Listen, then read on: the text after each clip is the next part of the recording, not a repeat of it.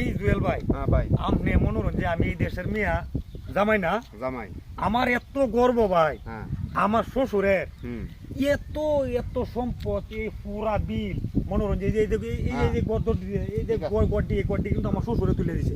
অনেক জমি দেওয়া এই যে গড়টি, এই যে গড়টি, এই যে নীল ঘর, এই যে লাল ঘর, এই যে যা আছে, এই যে বাগান টাগান যা আছে, সব আমার শ্বশুরে, হ্যাঁ আমার শ্বশুরে সবারই তুলে দিছে। বিরাট টিয়া পয়সার মালিক আমার শ্বশুর। দাদা অনেক ধনী মানুষ। হ্যাঁ, আরে মানে অনেক কাটতে কি বানে অনেক কি দেবা, এটা তো আর আমি কইতারি না।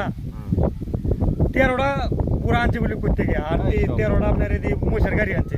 হ্যাঁ, এই 300 350 কত লোক আনছে এই ধান কাটার লেগে গেলি।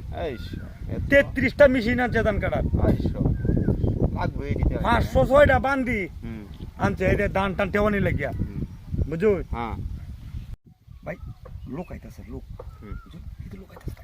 ঠিক আছে।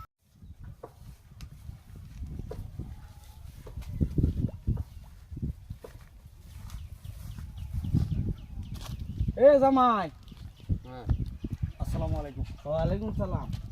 কইলে কি একটা আলাপ করছিলে এই দিন শুনছিলাম? না না না, কিছু না, হ্যাঁ, কিচ্ছু না, না কি একটা আলাপ শুনছি তো, আমি কি একটা আলাপ করছি?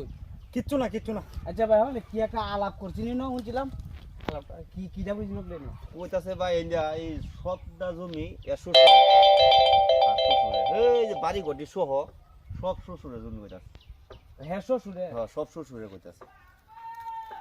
এ ফসাচ্চার করে ফসাচ্চা, এ ব্যক্তিনিদার বাচ্চা বলতেছে এই ফুরাটা তুমি তোর শ্বশুরে, তুই যে বেটারা দেখাইতাছস, হ্যাঁ তোর শ্বশুরের কি 1% জমি আছে বন্ধ তোর শ্বশুরের? আমি এটা এত বড় ফাট লইলে, আমি এটা কইছি, হ্যাঁ না আপনি তো কইছো আমার লগে, কইছি এই সবটা জমি আছে। আমি এটা কইছি না। হাই রে তুমি জামাই রে, তুই এত বড় ফাট লইলে, এটা তোর শ্বশুরের সম্পত্তি, এই বাড়ি ঘর তোর শ্বশুর বাইনা দিছে। হ্যাঁ, পাতলামিটা একটু কম করি, বুঝছ?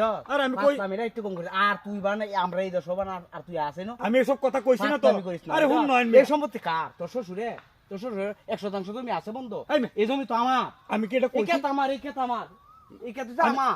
আমি কি এটা কইছি যে আমার না শ্বশুর? আপনি তো আমার লগে কইছো। হ্যাঁ, এই না আমি কইতেন কি, আমি তো সাধারণ জিগাইছি আমি।